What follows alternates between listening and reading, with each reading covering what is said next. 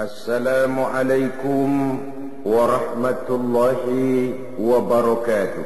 Waalaikumsalam warahmatullahi wabarakatuh. Bismillahirrahmanirrahim. Alhamdulillahilladzi ja'ala al-'ida li'ibadihi al-mu'minin wa khatama bihi shahra as-siyama lil-mukhlisin وجعل في طاعته عز الدنيا والآخرة للطائعين وفي معصيته ذل الدارين للعاصين والصلاة والسلام على أشرف الأنبياء والمرسلين وعلى آله وأصحابه المجاهدين الطاهرين أما بعد. Saudara-saudara kaum muslimin rahimakumullah, ketika matahari akhir Ramadan tenggelam di kaki langit sebelah barat dan malam 1 Syawal datang merayapi bumi, maka berubahlah segenap perasaan kita. Duka berganti suka, sedih lenyap datang gembira. Kita kumandangkan kegembiraan dan kebahagiaan ini melalui ucapan takbir dan tahmid yang menggema bersaut-sautan dari rumah yang satu ke rumah yang lain, dari masjid yang satu ke masjid yang lain, bahkan dari kampung yang satu ke kampung yang lain.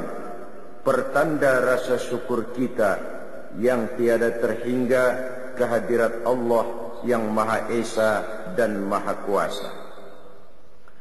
Selama Ramadan, sebulan penuh lamanya kita telah menempuh satu perjuangan yang sangat berat.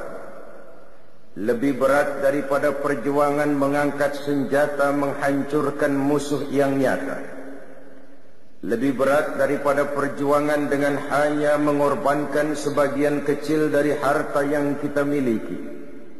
Itulah perjuangan mengendalikan nafsu, menghadapi musuh yang tidak nampak oleh pandangan mata zahir, tetapi yang justru berada di dalam diri kita masing-masing. Kita kibarkan panji-panji kemenangan dan bendera kejayaan melalui ucapan takbir dan tahmid tadi, pertanda rasa syukur kita setelah sebulan berpuasa, melatih diri, membina takwa, mengharap ridho. Banyak di antara kita umat Islam terlalu berpegang kepada kulit luar saja di dalam merayakan Idul Fitri atau Lebaran ini. Kita ukur Lebaran itu dengan pakaian baru, baju baru, sepatu baru, dan sebagainya. Padahal kegembiraan paling utama di dalam merayakan Idul Fitri itu tidak lain oleh karena kegembiraan kembali kepada fitrah, bersih, suci, seperti bayi baru dilahirkan oleh ibunya. Tidak berdosa kepada Allah lantaran sudah dibersihkan oleh pelaksanaan ibadah kita sepanjang bulan Ramadan.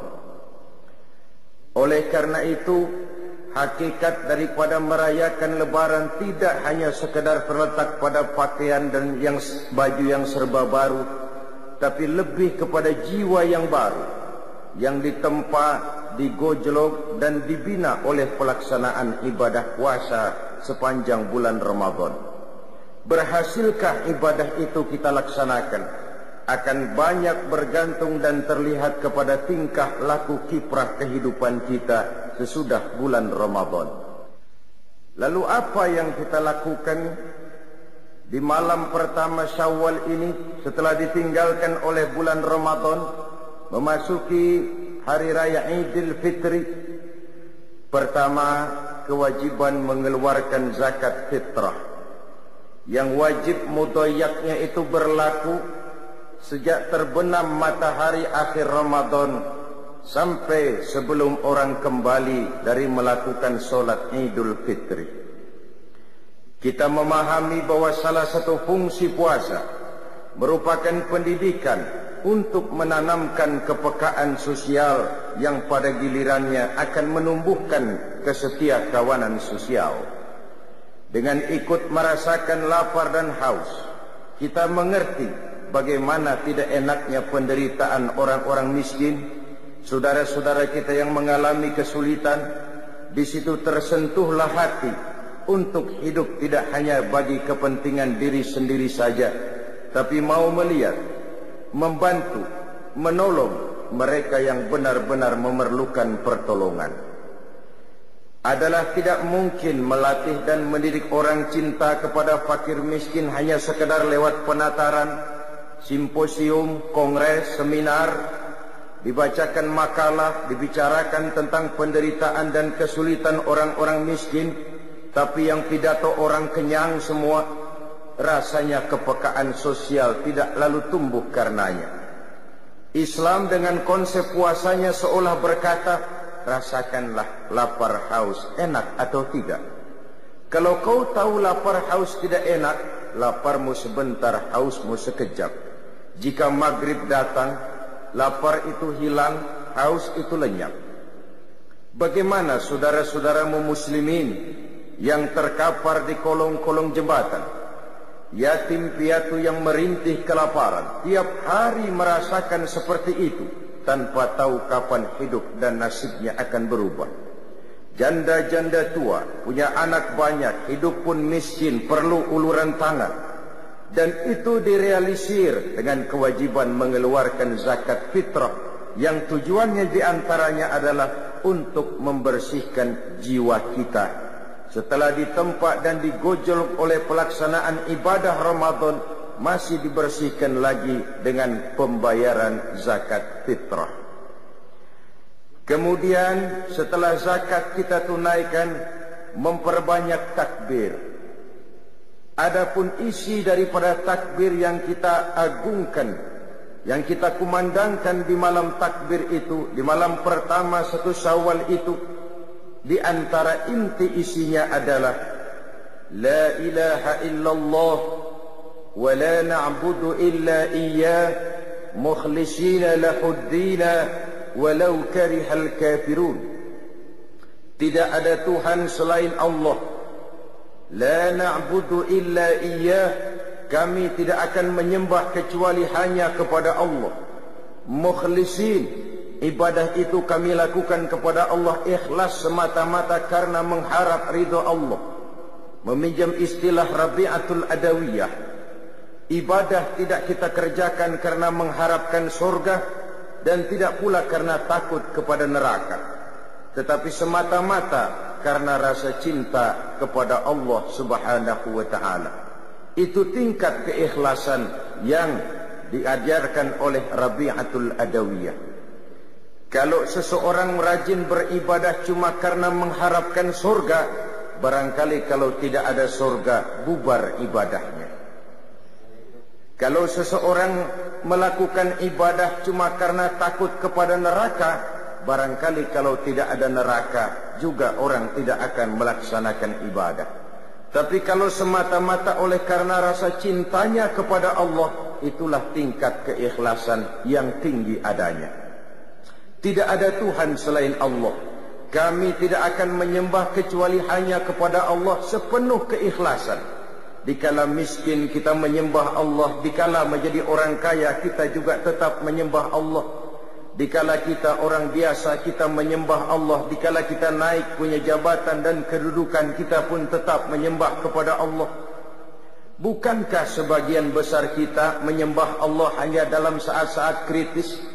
Dikala kita merasa sedang perlu pegangan, objek seret, rezeki macet, muka pucat, pikiran empet. Dikala itu kita merasa perlu menyembah Allah. Tapi apabila diberikan pintu rizki yang luas, maka dalam sekejap kita lentur, luntur. Dan ini pernah disindir Allah dalam Al-Quran. Wa iza massal insana ad-durru da'ana li jambihi aw qa'idan aw qa'ima falamma kashafna anhu durrahu marra ka'an lam yad'una ila durrin massah. apabila manusia ditimpa kesulitan, kata Allah, da'ana, mereka pun berdoa, memohon, meminta kepada kami. Doa itu mereka lakukan sambil duduk, berbaring, tidur, pendeknya dalam segala keadaan. Kalau datang kesulitan menimpa kita, seluruh posisi kita gunakan untuk membaca dan memanjatkan doa. Tetapi kata Allah, falamma kasyafna anhu durrahu, manakala kesulitan yang menimpa mereka telah kami hilangkan, manakala awan hitam yang menaungi mereka telah kami singkirkan, marra ka'an lam yad'una ila durrin massahu, mereka pun berjalan dengan sombongnya, seolah-olah sebelumnya tidak pernah bermohon dan meminta kepada kami. Ini adalah watak umum dari manusia. Hilang keikhlasannya, hanya memerlukan Allah dan agama pada saat-saat ia kepepet, menghadapi segala macam problema yang sulit terpecahkan. Dan apabila ia berada dalam satu kondisi yang luas, lapang, segalanya menjadi miliknya, ia pun berjalan dengan sombongnya, seolah-olah sebelumnya tidak pernah bermohon kepada Allah. Maka takbir yang kita kumandangkan mendidik dan mengajarkan kita untuk menyembah Allah dengan ikhlas dalam segala keadaan. Walau karihal kafirun, walaupun orang-orang kafir tidak senang dengan hal semacam itu. Orang-orang kafir tidak akan berpangku tangan sampai kita bergeser tidak lagi menyembah Allah Subhanahu wa ta'ala, tetapi ikut menyembah Tuhan mereka, ikut ke dalam agama mereka. Dan itu kita ikrarkan, apapun yang akan terjadi, kami tetap berkeyakinan tidak ada Tuhan selain Allah. Kami tidak akan menyembah kecuali hanya kepada Allah. Kami tidak akan pernah peduli orang-orang kafir tidak senang dengan hal seperti itu. Sekali bertuhankan Allah, selamanya tetap bertuhankan Allah. Selamanya sekali menyembah kepada Allah, selamanya kita akan tetap menyembah Allah. Tidak akan bergeser menjadi penyembah harta, pangkat, jabatan, kedudukan dan lain sebagainya. Konsisten dan konsekuen. Lalu yang kedua dari isi kandungan takbir yang kita kumandangkan itu, la ilaha illallah wahdah, tidak ada Tuhan selain Allah, Ia Maha Esa, tidak beranak, tidak diperanakkan, tidak satupun yang bisa diserupakan dan diumpamakan dengan Dia. Sadaqa wa'dah, Allah Maha membenarkan segala janjinya. Allah Maha benar dengan segala janjinya, bahwa orang-orang yang beriman dan beramal soleh akan mendapat kebahagiaan di dunia dan di akhirat, bahwa orang-orang yang ingkar dan pembangkang akan menikmati juga azab yang teramat pedih. Allah Maha benar dengan segala janjinya. Tidak pernah sedikit pun Allah akan ingkar janji. Bahwa orang baik-baik akan ditempatkan di surganya, dan bahwa orang-orang jahat akan ditempatkan di nerakanya. Itulah janji Allah dalam kehidupan ini. Sadaqa wa'dah, Maha benar Allah dengan segala janjinya. Wa nasara 'abdah, dan Allah menolong hamba-hambanya, orang-orang yang benar-benar menghamba kepada Allah, menyembah Allah dalam suka dan duka, dalam miskin dan kaya. Allah akan menolong orang-orang seperti itu. Dan apabila pertolongan Allah datang, maka tidak satu tenaga pun lagi yang akan sanggup membahayakan kita.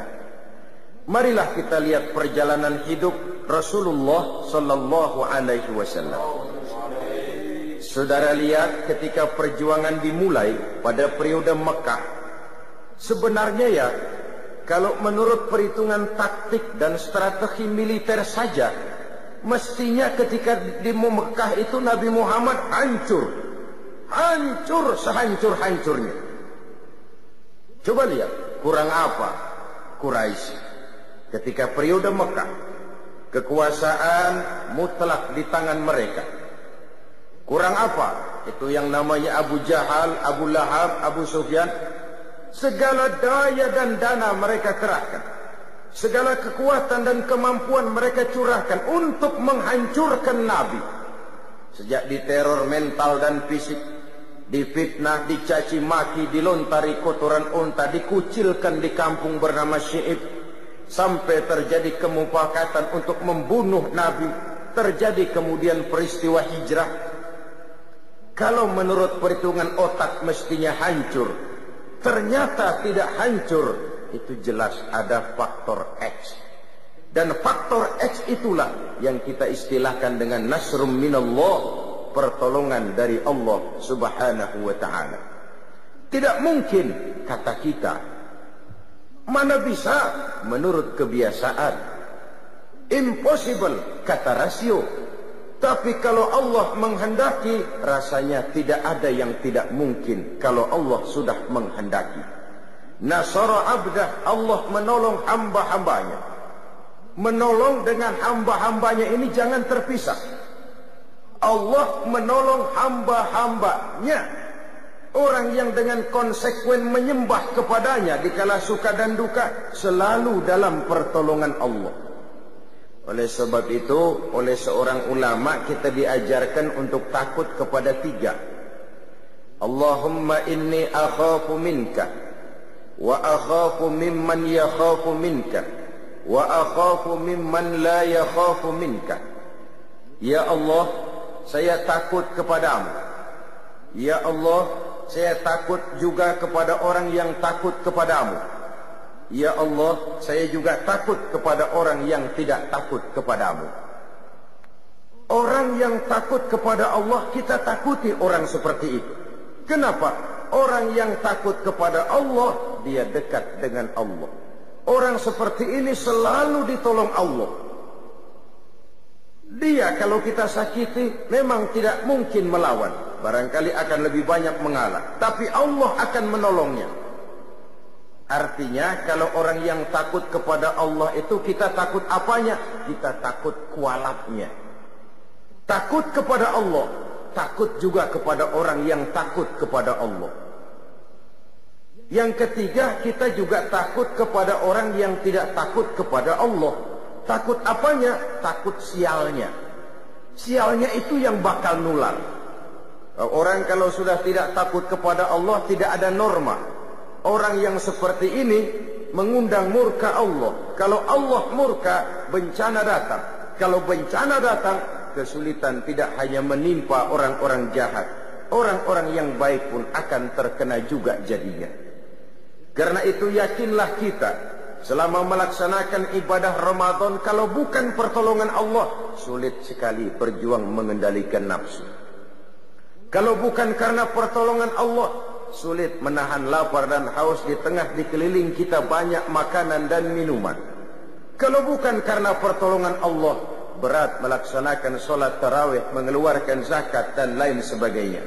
Nasara abda, Allah maha menolong hamba-hambanya. Wa a'azza jundah, dan Allah memuliakan tentaranya. Siapa sih tentara Allah? Setiap orang yang berjuang dan membela agama Allah, itulah tentara Allah. Ikhlas karena Allah semata-mata. Saudara memakmurkan majelis taklim, ikhlas untuk izul Islam wal muslimin, saudara adalah tentara Allah. Saudara menyemarakkan syiar dakwah dan Islam, ikhlas karena Allah, saudara adalah tentara Allah. Saudara tersinggung apabila agama kita ini dihina orang, dicaci maki orang, diancam orang, saudara juga adalah tentara Allah. Kita memang di zaman sekarang tidak menghadapi perang Badar seperti halnya di zaman Rasul.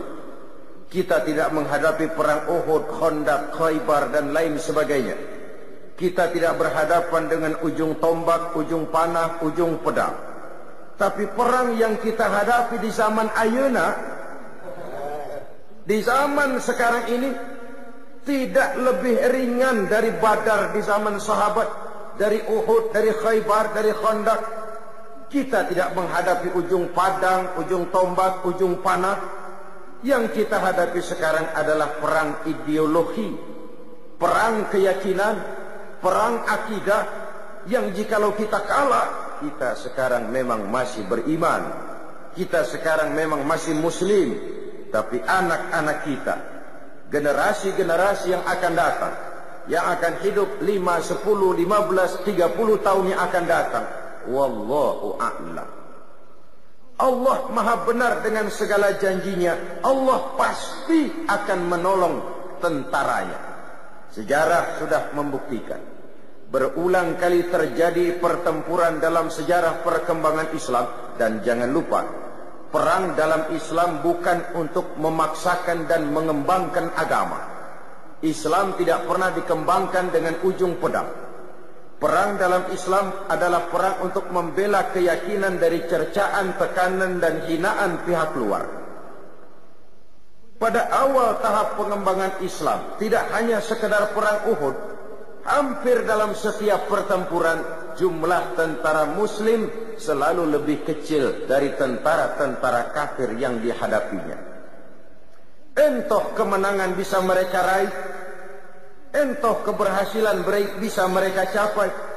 Kenapa? Pada satu sisi, a'azza junda, Allah memuliakan tentaranya. Pada sisi lain, nilai keikhlasan mereka pada saat itu benar-benar izzul Islam wal muslimin, untuk kehormatan dan kejayaan Islam serta umatnya. Terlepas dari keinginan mencari nama harum, mengejar pangkat dan jabatan, apalagi mengejar-ngejar harta, dari keikhlasan inilah pertolongan itu datang. Dari keikhlasan inilah mereka mendapat kemenangan. Ma'asyiral muslimin rahimakumullah. Oleh karena itu, yakinlah kita, sekali kita mempersiapkan diri menjadi tentaranya Allah, Allah pasti akan memuliakan tentaranya. Dan tentara Allah itu tidak perlu pakai seragam resmi, tidak perlu bernaung di bawah bendera tertentu. Kita bisa pakai segala macam baju, kita bisa pakai segala warna bendera. Asal niat dan motivasi kita berjuang untuk kejayaan Islam dan muslimin, ikhlas karena Allah, kita adalah bala tentara Allah. Nahnu junudullah, kita adalah pasukan-pasukan dan tentara-tentara Allah. Allah muliakan tentaranya, Allah angkat derajat pasukannya. Wa hazamal ahzaba wahdah, dan Allah mengikat golongan-golongan, partai-partai, kelompok-kelompok menjadi satu. Kalau Allah menghendaki, mudah saja. Karena memang umat Islam ini adalah satu umat yang satu, yang sudah diikat dengan akidah. Bukan soal dari manapun orang datang, apapun warna kulitnya, bahasa apapun yang dipakainya. Saya adalah saudara, saudara adalah saya. Menghina saudara sama dengan menghina saya. Menyakiti saudara juga berarti adalah menyakiti saya. Kita adalah satu badan. Apabila yang satu sakit, yang lain akan ikut merasakan sakit. Sudah waktunya kita menggalang kebersamaan. Islam milik rame-rame. Harus kita jaga rame-rame, harus kita belain rame-rame. Muslim boleh dibungkus oleh baju tentara. Muslim boleh dibungkus oleh baju polisi. Muslim boleh dibungkus oleh baju pejabat, dokter, teknokrat, seniman, artis, pengusaha, konglomerat, and all profession. Silakan. Tapi baju apapun saja yang membungkus badannya, jiwa dan semangat Islamnya tidak boleh luntur oleh baju yang membungkus badannya, lalu mampu menjalin kebersamaan. Dia sanggup berkata, saya camat, tapi saya Muslim. Saya jaksa, tapi saya Muslim. Saya polisi, tapi saya Muslim. Saya gubernur, tapi saya Muslim. Dia bangga dengan nilai keislamannya. Sekarang kan umumnya terbalik, orang ngomong, iya Islam si Islam, tapi kan gua kan camat. Iya Islam si Islam, tapi gua kan jaksa, gua kan bupati. Terbalik. Saya bupati, tapi saya Muslim. Mau apa? Saya polisi, tapi saya Muslim. Mau apa?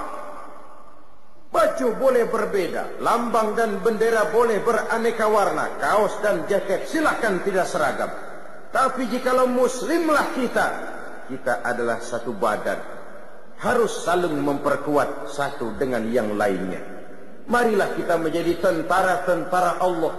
yang siap bukan hanya sekedar mengorbankan harta, tenaga, pikiran, waktu, bahkan nyawa ini pun jikalau memang diperlukan, bismillah, lillah, siap kita berikan untuk izzul Islam wal muslimin ini. Selama Ramadan kita juga sudah menjadi tentara-tentara Allah, berjuang mengendalikan nafsu, dan itu perjuangan yang lebih berat kata Nabi dari perang Badar. Seorang yang besar badannya, tinggi pangkat dan jabatannya, berenteng titelnya, bukan merupakan jaminan bahwa orang itu akan mampu mengendalikan hawa nafsunya. Makin tinggi kualitas iman, makin tinggi status sosial, akan semakin berat bisikan hawa nafsu. Kita rayakanlah kemenangan perjuangan mengendalikan dan melawan hawa nafsu ini melalui ucapan takbir dan tahmid yang menggema bersaut-sautan. Rasa syukur, memuji, rasa tafakur kita kepada Allah Subhanahu wa ta'ala. Lalu di pagi hari 1 Syawal berangkat kita melaksanakan sholat Idul Fitri. Kalau sholat Idul Fitri rasanya tidak perlu digalakkan. Kenapa? Yang kagak sembahyang juga bakalan keluar tuh hari mah. Pokoknya biar subuh kagak, Idul Fitri mah kudu. Saudara hadirin yang saya hormati, baiklah, itu toh masih lebih baik daripada tidak sholat sama sekali. Itu masih lebih baik. Sama saja ada orang berkata, Pak, bagaimana seseorang puasa tapi tidak mengerjakan sholat? Saya katakan, puasa tapi tidak sholat masih lebih baik daripada tidak sholat juga tidak puasa. Itulah kalau kita melihat dengan kacamata putih bahwa seseorang menjadi baik itu lewat proses. Tidak bisa orang dari salah kepada soleh dengan hanya sin salabim abragdabra. Ya walaupun kalau hidayah datang bisa saja, tetapi secara umum itu harus melalui proses. Dan prosesnya tentu bertahap, step by step. Taruh katalah dia belum senang sholat 5 waktu, tapi kalau Idul Fitri kan getol.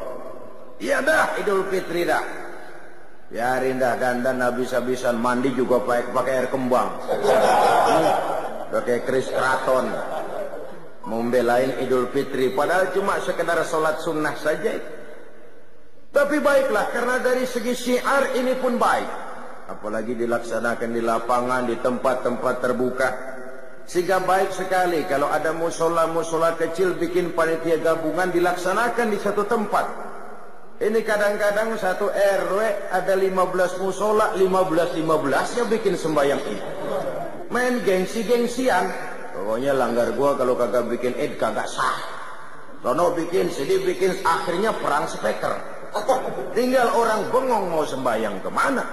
Akan lebih baik kalau dikoordinir, merupakan satu tempat yang luas yang lebih menyemarakkan syiar. Inilah umat Islam. Kami ada, kami hadir, dan kami punya eksistensi. Saudara hadirin, ma'asyiral muslimin rahimakumullah. Kita laksanakan sholat Idul Fitri di awal hari pertama pada bulan Syawal itu. Disinilah kebahagiaan itu mencapai puncaknya. Dan apabila sholat Idul Fitri itu sudah selesai, maka bubarlah kita untuk bersilaturahmi dengan sesama saudara-saudara kita. Apa yang kita lakukan setelah usai sholat Idul Fitri? Bermaaf-maafan di antara sesama kita. Kenapa itu kita lakukan? Sebab dengan pelaksanaan ibadah Ramadan, bersihlah diri kita di hadapan Allah. Jikalau ibadah puasa kita benar, kita kembali bersih seperti bayi baru dilahirkan oleh ibunya. Tidak punya dosa kepada Allah lantaran sudah dilebur oleh ibadah Ramadan. Saudara-saudara kaum muslimin rahimakumullah. Tinggal lagi dosa dan kesalahan kita di antara sesama manusia yang Allah belum akan memberikan maaf jikalau kita belum meminta maaf kepada yang bersangkutan. Dan yang lebih utama untuk dimintakan maaf dan ridhonya tidak lain adalah orang-orang tua kita, kaum kerabat, keluarga, sanak famili, teman, andai tolan, dan seterusnya.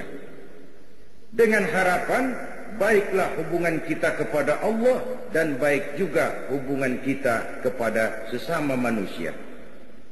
Kita adalah zon politiker, makhluk sosial yang hidup bermasyarakat.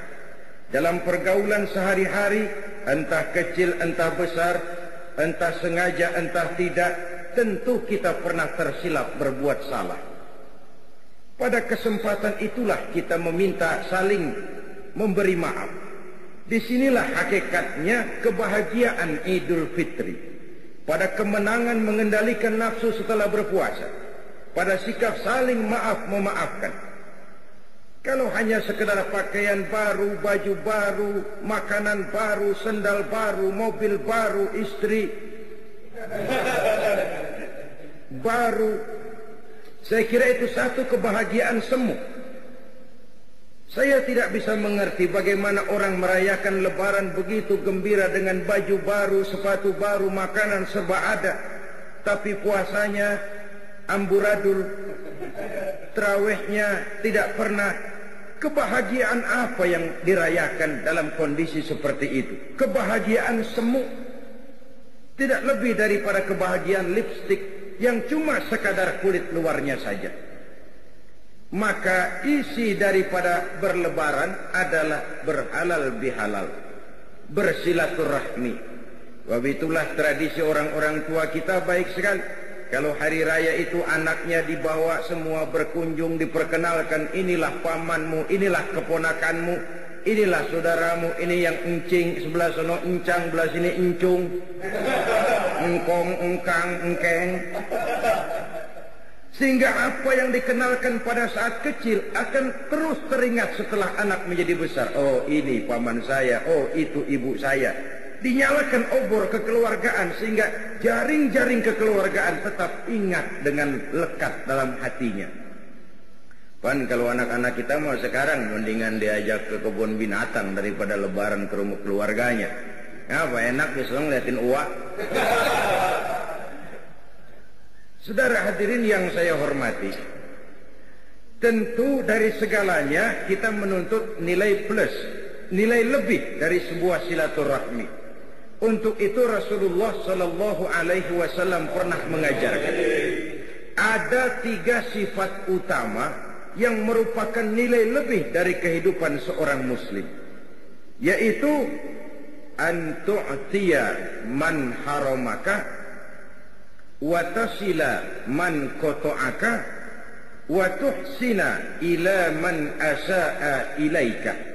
Ini 3 nilai utama yang mencerminkan kelebihan jiwa seorang muslim daripada lainnya.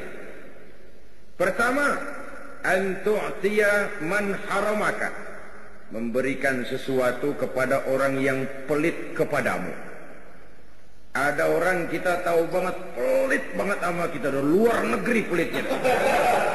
17 setan. Apanya aja susah. Pelitnya luar biasa. Kalau mau banda orang rakus banget. Tapi kalau dia sendiri buat keluar udah buntut gasiran bener. Sedikit pun gak mau keluar. Kita tahu ini orang bakhil, pelit, kikir, medit, koret, buntut gasiran. Tapi kepada orang seperti itu kita bisa berbuat baik. Malam takbiran bawain ketupat, kan dia bingung. Ini orang gue pelit banget, gue dibawain ketupat. Dia bingung, salah tingkah. Tapi di situ nilai plus. Kalau kita sedekah kepada orang yang memang juga suka memberi kepada kita, itu wajar, itu harusnya, itu idealnya. Tapi bisa bermurah tangan kepada orang yang nyata-nyata pelit, nah itu yang nilai plus, itu yang luar biasa. Kalau kita kan yang enak seri, lo gampar dah, gue tabok. Pas itu harga bandrol. Dan itu juga tidak tertutup peluang begitu, sebab Quran mengajarkan wa jazaa'u sayyi'atin sayyi'atun misluha. Balasan satu kejahatan adalah kejahatan yang seimbang. Tapi ayat ini masih bersambung. Faman afa, barang siapa yang memberi maaf. wa aslaha, dan mencari jalan damai, wa ajruhu 'ala Allah. Itu yang terbaik dan itu yang akan mendapat pahala dari Allah. Memberikan kepada orang yang bakhil. Yang kedua, wa tasila man qata'aka. Bersilaturahmi dengan orang yang memutuskan hubungan denganmu. Wah, ini kan susah banget ini. Orang marah sama kita, kita mau biasa aja, tetap datang, tetap silaturahmi. Karena itu Nabi mengajarkan dua orang muslim apabila bertemu, yang terbaik adalah yang lebih dulu memberi salam. Biar dia mudaan, asal lebih dulu memberi salam, itu yang lebih baik ketimbang yang tua. Kita kan kadang-kadang sok gengsi, pengen tahu lu salam ke gani, kalau lu diem gua antepin aja dah. Bukan begitu yang diajarkan Nabi. Wa khairuhum allazi yabda'u bisalam.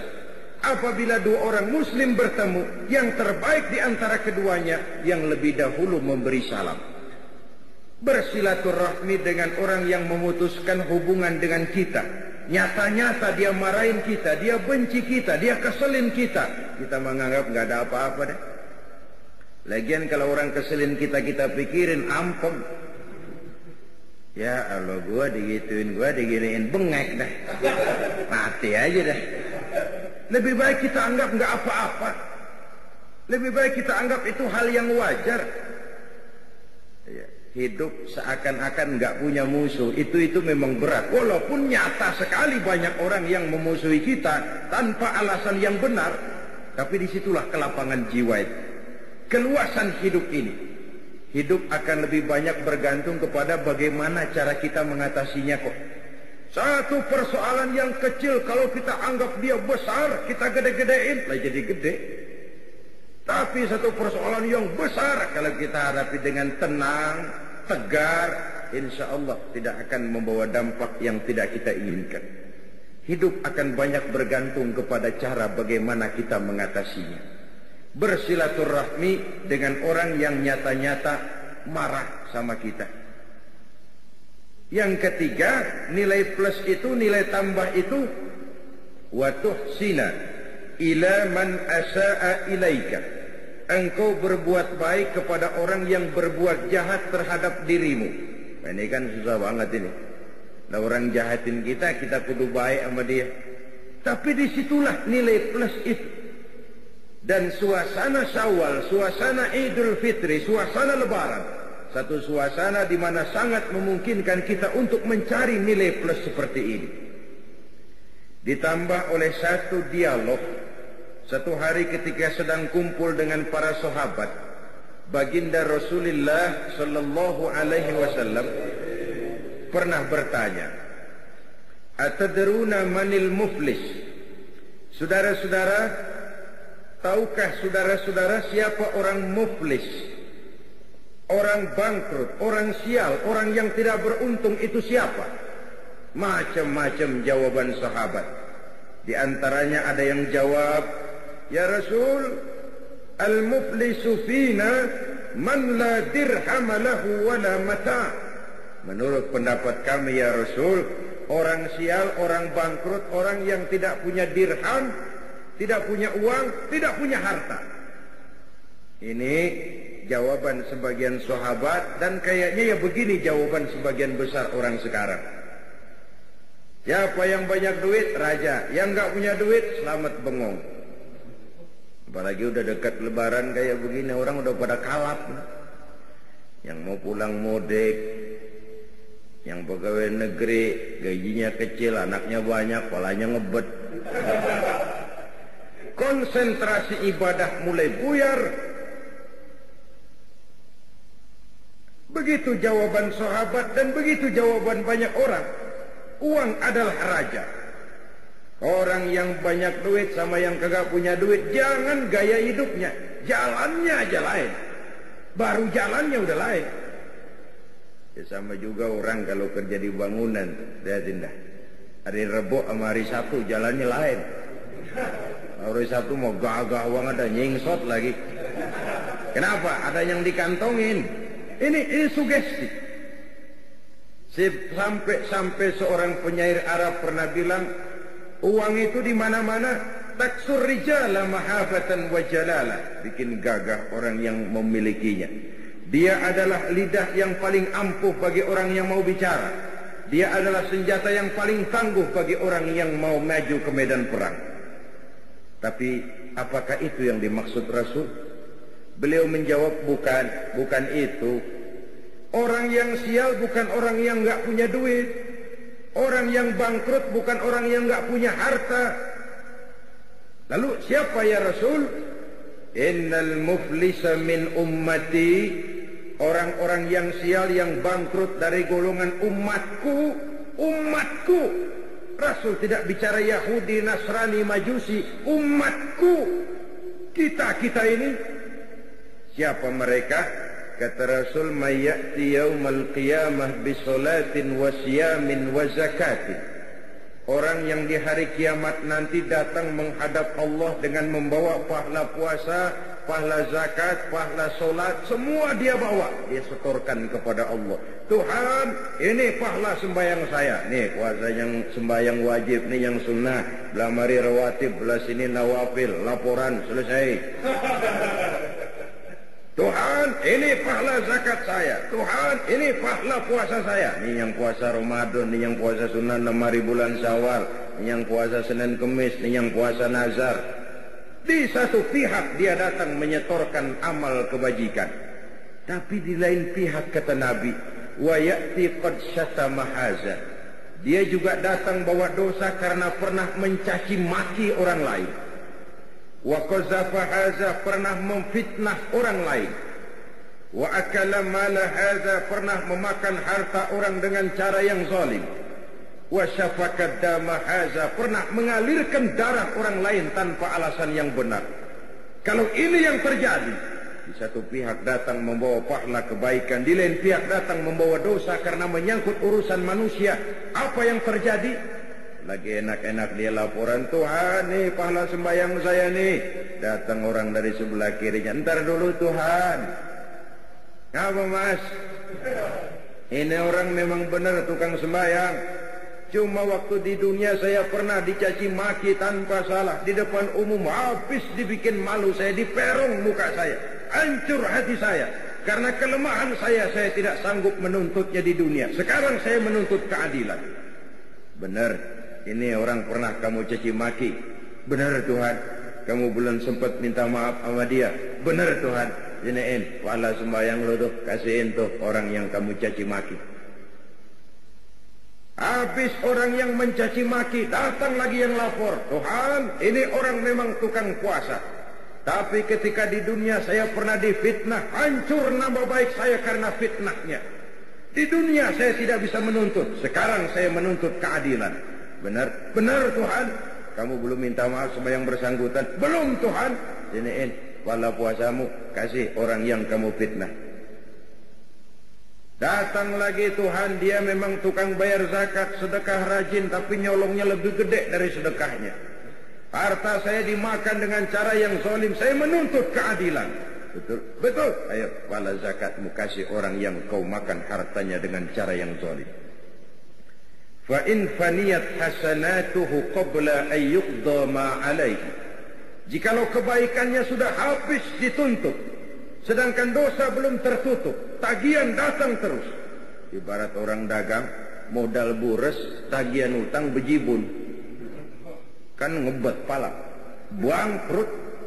Apa yang terjadi? Dosa orang yang kita fitnah, kita caci maki, kita makan hartanya dengan zalim, diambil, diberikan kepada kita. Apa enggak bangkrut? Sudah pahala dipretelin, dosa dibagiin. Kenapa bisa terjadi begini? Orang ini cuma baik hubungannya kepada Allah, tapi tidak baik hubungannya kepada sesama manusia. Hablum minallahnya hebat, tapi hablum minan nasnya acak-acakan. Akhirnya dia jadi bangkrut di padang mahsyar dan di akhirat nanti. Oleh karena itu agama mengajarkan dan menuntut keseimbangan. Baik hubungan kita kepada Allah dan baik juga hubungan kita kepada sesama manusia. Momentum di bulan Syawal merayakan Idul Fitri isinya adalah silaturahmi. Silaturahmi adalah media untuk memudahkan komunikasi. Dengan terwujudnya komunikasi, maka banyak hal yang bisa kita lakukan. Itulah sebabnya Rasulullah sallallahu alaihi wasallam memberikan peringatan keras kepada umatnya. Beliau bersabda, "Isnani la yanzurullahu ilaihima yaumal qiyamah." Ada dua golongan manusia yang di hari kiamat nanti tidak akan dipandang oleh Allah, tidak akan diopeni oleh Allah, alias didiemin, diantepin, diliatin aja. Orang pada diopenin, dia enggak. Subhanallah. Saudara-saudara, di dunia ini kita didiemin aja mau mertua udah bingung. Ini mertua gua kenapa nih kalau salah ngomong nih mah diem aja. Bingung kita. Di padang mahsyar didiemin oleh Allah dua golongan manusia. Siapa mereka? Pertama, qati'ur rahim, orang yang suka memutuskan silaturahmi, orang yang demen banget sama marahan. Ada aja nyari-nyari gara-gara. Kalau setengah hari kagak marah, ngebet palanya. Orang kayak begini di akhirat nanti tidak akan diopeni oleh Allah.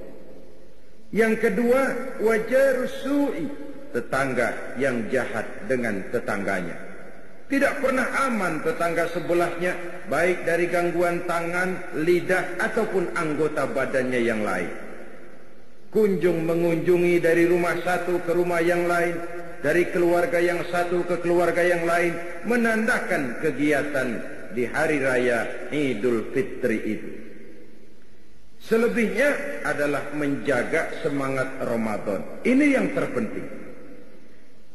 Kalau pelaksanaan ibadah puasa kita berhasil, maka itu akan membentuk jiwa, semangat, dan gaya hidup sesudah Ramadan. 1 bulan mewarnai 11 bulan. Kan begitu. Kita sering terjebak kepada rutinitas ritual. Solat kita tidak mewarnai gerak hidup kita antara solat ke solat. Apa yang kita kerjakan antara subuh dengan zuhur tidak diwarnai oleh subuh kita. Haji tidak menyebabkan wawasan kita makin bertambah. 4-5 kali mondar-mandir Jakarta Mekah pergi haji, tapi piciknya tetap macam katak di bawah tempurung. Wawasannya tidak lalu terbuka walaupun dia sudah melihat Islam dalam skala yang makro. Ketekunan puasanya tidak menyebabkan kesetia kawanan sosialnya lalu tumbuh. Zakat yang dia keluarkan bahkan merasa bahwa dia lebih hebat dari orang yang menerima. Padahal belum tentu. Kita mengeluarkan zakat, hakikatnya hanya melaksanakan satu ibadah.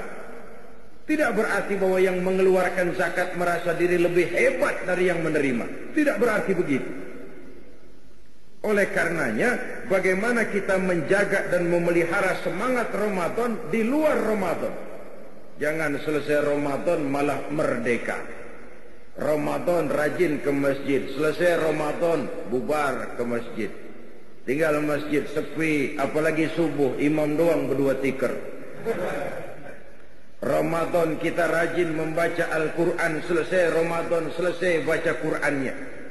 Menjaga dan memelihara semangat yang telah ditempa dan digojlok oleh pelaksanaan ibadah Ramadan. Apa di antaranya? Kemampuan mengendalikan diri. Jangan lupa unsur pengendalian diri pada saat Ramadan bukan hanya pada waktu siang ketika berpuasa, tapi justru pada waktu malam. Kenapa? Malam setelah maghrib datang kondisi sudah serba memungkinkan. Kalau siang mah memang jelas makan nggak boleh, minum nggak boleh. Wajar kalau di situ kita bisa mengendalikan diri. Tapi jika maghrib datang, makan udah boleh, minum udah boleh, ngerokok udah boleh. Disitulah unsur pengendalian diri pada saat kondisi yang memungkinkan. Realita kehidupannya kita lihat. Banyak orang yang bisa memulai sesuatu dengan baik, tapi sedikit yang mengakhirinya dengan baik. Memulai dengan sesuatu dengan baik itu penting, tapi mengakhirinya dengan baik itu jauh lebih penting. Sebab yang akhir itu yang akan sangat menentukan. Itu yang dalam bahasa agama disebut dengan husnul khatimah. Lahir sebagai santri, dibesarkan di tengah keluarga santri, dididik secara santri. Begitu remaja merantau ke kota besar, kena angin kota besar celeng, tenggelam di lembah maksiat, noda dan dosa, mabuk tiap malam, zina, hobi, judi, enggak karu-karuan. Dikala itu ajal datang merenggut nyawa. Itu yang disebut su'ul khatimah, jelek pada akhirnya. Sebaliknya tidak mustahil ada bajingan lahir di tengah keluarga buajing, dididik dan dibesarkan secara bajingan, masa remajanya enggak karu-karuan, masa mudanya habis di tempat kelabu. Tapi satu saat hidayah datang, dia taubat dengan sebenar-benarnya, berurai air matanya dikala sujud menghadap Allah, disesalinya segala dosa dan perbuatannya yang telah lalu. Dia berjanji tidak akan mengulangi lagi. Dikala kondisi seperti itu ajal datang merenggut nyawa, dia mendapat husnul khatimah, baik pada akhirnya. Bukankah puasa membentuk stabilitas temperatur batin, agar seseorang tidak hanya bisa memulai sesuatu dengan baik, tapi juga bisa mengakhirinya dengan baik? Apa gunanya mulanya doang pahlawan, belakangannya jadi maling? Lebih baik maling duluan tapi belakangan diakui sebagai pahlawan. Kayak Robin Hood, kayak Pitung. Itu Pitung kan maling, itu Pitung. Cuman yang dia rampok penjajah kaya, tuh harta dibalikin kepada orang miskin. Oleh penjajah dia diisukan sebagai perampok, tapi oleh rakyat dia dianggap sebagai pahlawan. Mendingan dianggap maling baru kemudian jadi ternyata pahlawan, ketimbang disanjung sebagai pahlawan besar, pemimpin besar, ternyata belakangan maling besar. Memulai sesuatu dengan baik itu penting, mengakhirinya dengan baik itu jauh lebih penting, dan puasa mengarahkan kita ke sana. Lalu sikap hidup sesudah Ramadan, sabar, ulet, dan tahan uji. Itu kan gemblengan puasa.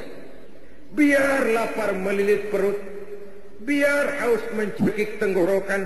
Kalau maghrib belum datang, jangan sentuh itu makanan, jangan ambil itu minuman. Tunggu sampai timingnya tepat. Ini kan pendidikan juga.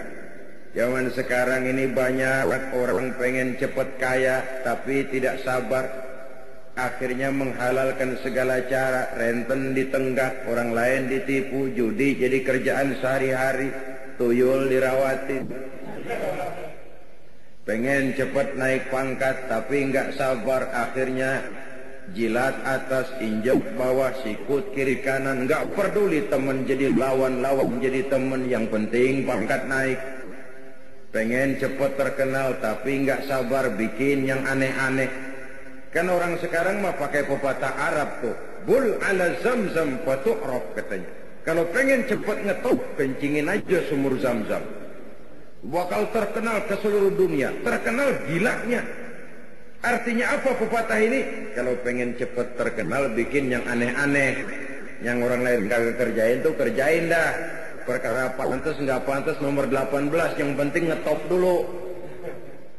Dicari yang aneh, baju yang paling aneh yang bagaimana nih, coba bikin. Rambut yang paling aneh yang bagaimana nih, buntut tikus, coba bikin. Ini sepatu yang paling aneh yang bagaimana, ngikut, mau pantas kek, mau kagak kek, urusan nanti. Yang penting ngetop aja dulu. Puasa melatih kita sabar. Hidup ini cuma nunggu giliran. Di balik musibah selalu ada hikmah. Cuma mata kita yang sering tidak bisa menerima kenyataan, tidak mengerti rahasia di balik sesuatu. Hidup cuma sekadar nunggu giliran. Ada saat datang, ada saat pergi. Ada yang lahir, ada yang mati. Sekarang dia miskin, esok dia naik ke atas memegang peranan. Hari ini dia di atas, lain hari dia turun ke bawah. Wa tilkal ayyamu nudawiluha bainan nas. Hari itu kami putar di antara manusia. Hidup beredar seperti roda pedati. Makanya kata orang-orang tua dulu, kalau lu lagi sehat, kudu ingat-ingat bakal sakit. Kalau sakit, kudu ingat-ingat bakalan sehat. Kalau hidup, kudu ingat-ingat bakalan mati.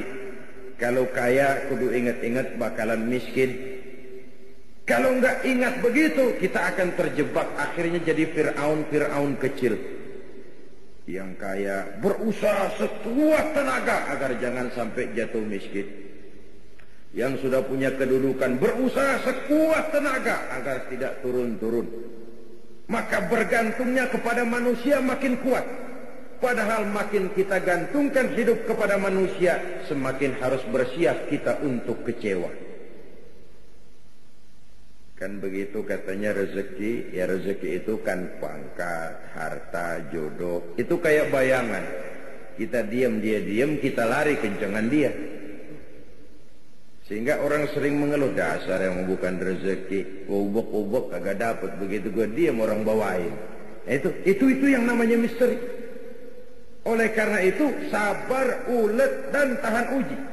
Tidak mudah putus asa, tidak mudah ditlek, tidak mudah frustasi, lapang jiwa, luas pandangan dan selalu husnuzon, baik sangka kepada Allah Subhanahu wa ta'ala. Itu sebabnya Nabi pernah menjamin, ajaban li amril muslim, inna amrahu kullahu lahu khair. Aku heran urusan umat Islam ini. Segala persoalan baik bagi dia kalau dia nggak salah terima. Itu aja kuncinya. Kalau dia miskin, dia berkata, alhamdulillah kita miskin. Mudah-mudahan di akhirat nanti pemeriksaannya kagak lama-lama kayak orang kaya. Nah kan enak itu. Nah miskin apaan yang mau dikebet, emang yang mau diperiksa kagak. Tapi kalau dia kaya, alhamdulillah saya diberikan amanah harta. Mudah-mudahan harta ini bisa menunjang ibadah saya kepada Allah. Dalam posisi kaya, alhamdulillah. Dalam posisi miskin, alhamdulillah.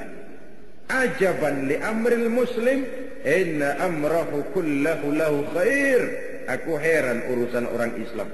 Semua perkara bisa jadi baik bagi dia kalau dia nggak salah tanggap, kalau dia nggak salah terima. Mampu melihat hikmah di balik musibah. Sabar, ulet dan tahan uji. Lalu sikap mental sesudah Ramadan menjadi manusia yang ikhlas, berbuat tanpa pamrih. Kenapa? Karena puasa memang ibadah abstrak. Kita tidak dapat sugesti kalau kita puasa. Kalau sholat kelihatan orang rada semangetan emang. Bayar zakat, nyantunin yatim, apalagi pakai panggil wartawan, di shot dengan televisi, kelihatan kita pemurah ngasih orang. Wah, unsur sugestinya besar. Haji, apalagi haji, sekampung orang nganterin, udah kayak jenderal gitu. Orang haji itu kan perginya pulangnya raja. Unsur sugestinya besar. Tapi puasa, siapa yang mau nyemangetin puasa? Oh, puasanya hebat, puasanya hebat. Apa yang hebat orang nggak kelihatan. Unsur sugestinya kurang. Kalau toh kita laksanakan, itu tidak lain karena panggilan iman semata-mata. Maka puasa ini sulit terserang penyakit riya. Ibadah-ibadah yang lain oleh karena kelihatan orang, dia mudah terserang oleh penyakit riya. Karena itulah seharusnya jiwa yang digojlok, dibina dan ditempa oleh pelaksanaan ibadah Ramadan semakin membuat manusia mampu untuk berbuat tanpa pamrih. Ikhlas karena Allah lebih mengutamakan kepentingan orang banyak daripada kepentingan pribadi, keluarga dan golongan. Kalau tidak, kita akan terserang penyakit tamak bin rakus alias serakah. Ini juga sudah digambarkan oleh perjalanan puasa. Coba aja kalau lagi mau menggerib bulan puasa, kira-kira jam 4, jam 5. Rasanya apaan aja mau kita minum, apaan aja mau kita makan. Minuman udah berjejer kayak orang antri. Makanan, segala macam makanan ada di atas meja. Rasanya kalau boleh orang lain jangan kebagian. Kalau bisa semuanya saja buat saya, orang lain gak usah. Begitu menggebu. Padahal jika maghrib datang, ketak seteguk air, sepotong roti, 2-3 butir korma, kenyang itu datang. Kemana keinginan yang tadi begitu menggebu? Itu nafsu namanya. Dan mental seperti inilah yang sangat menghambat bagi terwujudnya usaha pemerataan pembangunan di Republik Indonesia ini. Sehingga kue pembangunan itu tidak terbagi secara merata. Yang di atas gede, ke bawah kecil, kecil, makin netes, makin dikit. Kenapa? Akibat adanya mental tamak bin rakus alias rakah. Orang lain nggak boleh kebagian. Oleh puasa kita dididik untuk sederhana. Kenapa?